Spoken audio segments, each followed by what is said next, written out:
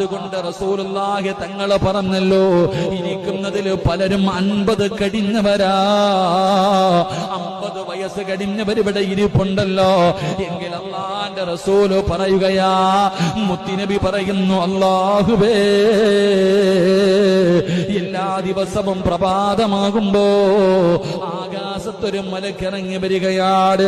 ആകാശത്ത് മലക്കിറങ്ങി വരികയാണ്. എന്നിട്ട് 50 വയസ്സ് കഴിഞ്ഞവനോട് മലക്കുകളെ വിളിച്ചു പറയുന്നതെന്നറിയുവോ? മനുഷ്യ, ജീവിച്ചിരിക്കുന്നവന്റെ കൂട്ടത്തിൽ നിന്നെ എണ്ണല്ലേ. 50 വയസ്സ് കഴിഞ്ഞവര്, 50 വയസ്സ് കഴിഞ്ഞവര് അല്ലാഹുവിന്റെ മലക്ക് വിളിച്ചു പറയുകയാ, ജീവിച്ചിരിക്കുന്നവരുടെ കൂട്ടത്തിൽ നിന്നെ എണ്ണല്ലേ. സമയം കഴിഞ്ഞു മനുഷ്യ, നീ മരിക്കേണ്ട സമയം കഴിഞ്ഞു.